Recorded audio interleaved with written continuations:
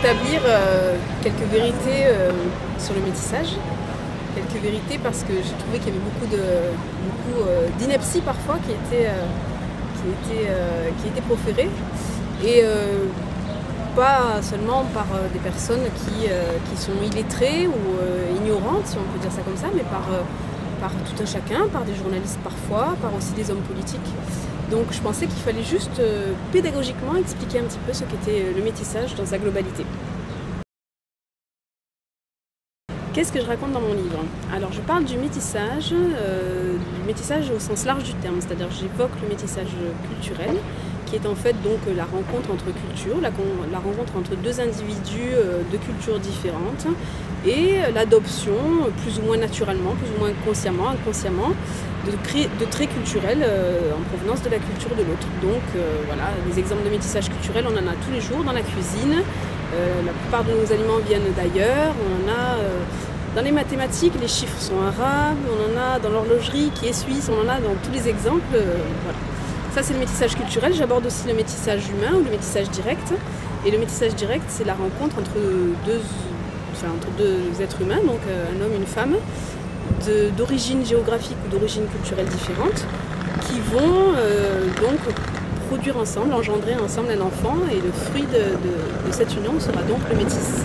Voilà, donc autant je parle au sens collectif du phénomène du métissage culturel, aussi au sens collectif je parle du métissage humain, et après j'aborde dans ce livre des expériences individuelles de métis, culturels ou de métis directs on va dire, donc d'enfants de parents de cultures différentes. J'aborde leurs expériences et je parle de tout ça.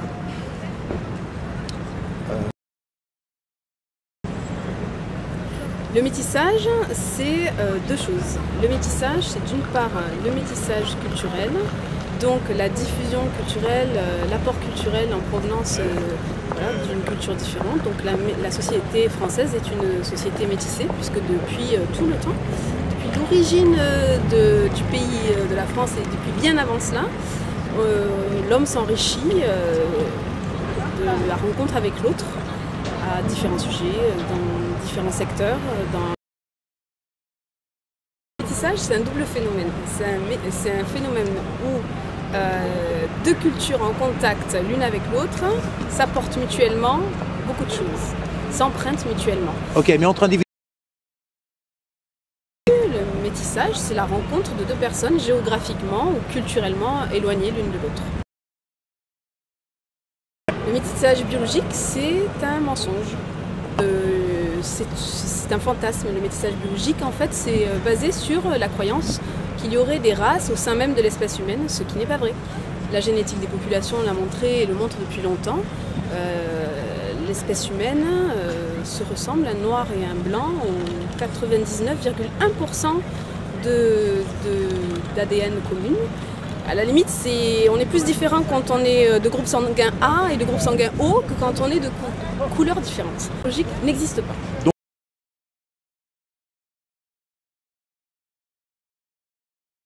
C'est un manque de culture. Un manque. Ni pour ni contre, le métissage n'a pas besoin de mon avis. Il est là depuis longtemps et il sera là toujours. Il se passe très bien sans qu'on soit pour ou sans qu'on soit contre. C'est un phénomène qui effectivement s'accentue un petit peu plus au niveau du métissage humain, donc de l'engendrement d'enfants métis. C'est tout à fait normal puisqu'on se rencontre de plus en plus facilement dans le monde d'aujourd'hui. J'intéresse tout le monde puisque tout le monde se métisse au quotidien. Tout le monde se métisse parce que tout le monde s'enrichit de la diversité de l'autre au quotidien. Donc tout le monde est métisse, hormis s'il vit dans un coin paumé. Hormis s'il est ermite, il y a quelques cas quand même qu'on peut citer, mais on est quasiment tous métis culturels au jour le jour. Et pourquoi ça peut intéresser une personne lambda? Parce qu'elle se tiendrait au courant de l'évolution de la société telle qu'elle est aujourd'hui. On est dans un monde de métis. Je pense qu'à un moment donné, il y a eu beaucoup de choses qui ont été dites, et particulièrement début de l'année 2009, il y a beaucoup, par rapport notamment à la crise financière économique en Guadeloupe, il y a beaucoup de personnes qui ont, et notamment Canal+, si je peux citer une chaîne, qui ont diffusé des propos complètement aberrants sur le métissage d'aujourd'hui. En la personne notamment d'un Béquet, donc d'un Martiniquais blanc, Despointes, M. Despointes, qui a dit notamment que le métissage était un problème pour la race et était source de dégénérescence et qu'il fallait surtout pas se métisser et qu'il était contre le métissage. Donc, alors là, la dégénérescence pour les races, on est dans un fantasme absolu, dans quelque chose qui n'existe pas. Et on se demande comment en 2009 et aujourd'hui donc en 2011, comment on peut encore parler en ces termes alors que depuis longtemps la science a avancé sur la question. Donc voilà, il était évident de parler de quelque chose d'extraordinairement ordinaire finalement.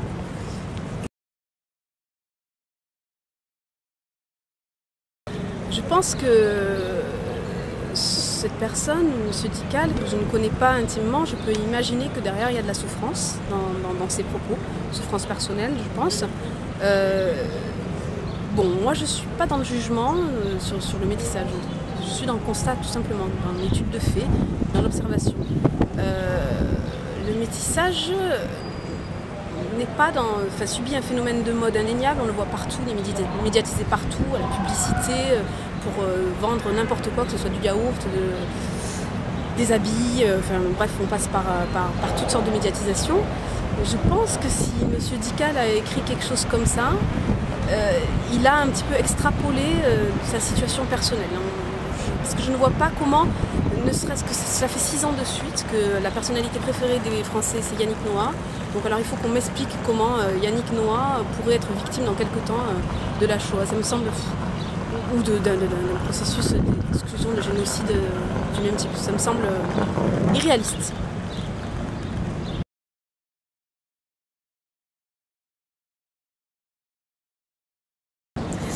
Non, mon expérience à Paris, c'est une expérience comme je peux la vivre au quotidien à Montpellier, si ce n'est qu'il y a quand même un petit rythme plus soutenu, on va dire.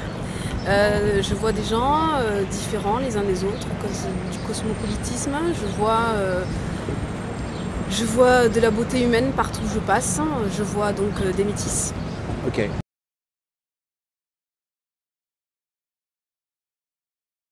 Donc les Antillais, oui, c'est un peuple effectivement qui ont, pour moi, des sociétés en tout cas qui ont préfiguré un petit peu la société française actuelle, la société métissée.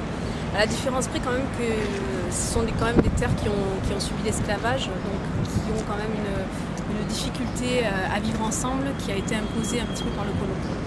Donc effectivement, voilà, c'est ma pensée sur les Antilles. Par rapport à la mort d'Édouard Glissant, c'est une perte énorme en termes d'inspiration intellectuelle et on avait chez cet homme un réel penseur et un réel, je pense, une intuition et un raisonnement qui était fondamental par rapport au tout monde, ce qu'il appelait le tout monde, qui était ce vivre ensemble qui caractérise notre société aujourd'hui. Et il avait tout compris.